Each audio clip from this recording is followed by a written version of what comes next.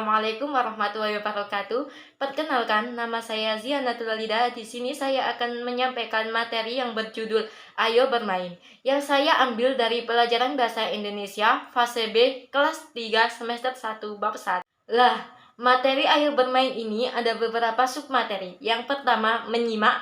Yang kedua, membaca. Yang ketiga, kosakata baru. Yang keempat, menulis. Lanjut, tujuan pembelajaran yang pertama mengembangkan keterampilan bahasa, yang kedua keterampilan imajinasi, yang ketiga kreativitas dan imajinasi, yang keempat meningkatkan kemampuan untuk bercerita. Langsung saja kita ke materi yang pertama adalah menyimak. Menyimak adalah proses mendengarkan dengan penuh perhatian untuk memahami, menangkap, dan menafsirkan pesan yang disampaikan oleh pembicara. Berbeda dengan sekedar mendengarkan, menyimak juga melibatkan konsentrasi dan usaha aktif dalam menangkap makna, baik secara verbal maupun formal. Nah, di sini ada manfaat menyimak. Manfaat menyimak yang pertama, memperkuat pemahaman dan pengetahuan. Yang kedua, meningkatkan keterampilan komunitas. Yang ketiga, membangun hubungan yang baik. Yang keempat, membaca kemampuan berpikir kritis. Yang ketiga, meningkatkan produktivitas dan efisiensi. Lanjut, submateri yang ketiga ada membaca. Membaca adalah proses memahami dan menafsirkan simbol atau tulisan untuk mendapatkan informasi dan mengetahui aktivitas. Ini melibatkan kemampuan kognitif dalam mengenali kata-kata, memahami makna, serta menghubungkan informasi dengan pengetahuan yang sudah ada.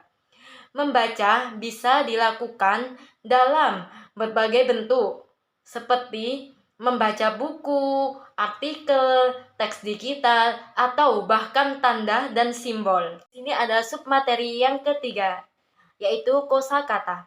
Kosakata baru adalah kumpulan kata-kata yang sebelumnya dikenal atau dipahami oleh seseorang dan kemudian dipelajari dan dipahami dalam konteks tertentu.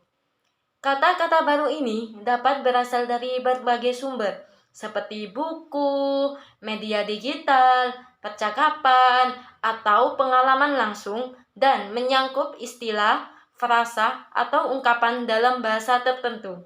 Selanjutnya ada submateri yang keempat, yaitu menulis. Menulis adalah proses menuangkan ide, gagasan, informasi, atau perasaan dalam bentuk teks atau simbol tertulis dengan tujuan untuk menyampaikan pesan kepada pembaca. Menulis melibatkan keterampilan kognitif dan bahasa, seperti pemilihan kata, penyusunan kalimat, dan pengorganisasian ide secara logis dan koheren. Menulis. Manfaat menulis itu yang pertama membagikan pengetahuan dan inspirasi. Menulis memungkinkan seseorang untuk berbagi pengalaman, wawasan, ide kepada orang lain. Karya tulis dapat menginspirasi dan memberikan dampak positif bagi pembaca. Yang kedua, meningkatkan peluang akademik dan karir. Itu seperti keterampilan menulis yang baik sangat penting dalam lingkungan akademik dan profesional. Seperti menulis laporan artikel atau proposal, memajukan karir dan membuat peluang baru. Selanjutnya, membangun kepercayaan diri. Menghasilkan karya tulis yang baik, memberikan rasa pencapaian dan kebanggaan. Meningkatkan rasa kepercayaan diri dalam berkomunikasi, baik tertulis maupun lisan. Selanjutnya, memperkaya keterampilan bahasa dan kosakata. Proses menulis memungkinkan seseorang untuk menggunakan dan mengembangkan kosakata baru. Terus ada juga meningkatkan pemahaman tentang kata-kata bahasa dan gaya penulisan yang baik. Selanjutnya ada mengekspresikan diri dan emosi.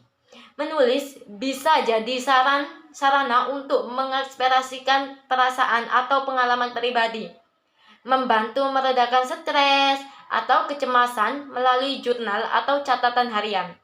Selanjutnya, meningkatkan daya ingat pemahaman.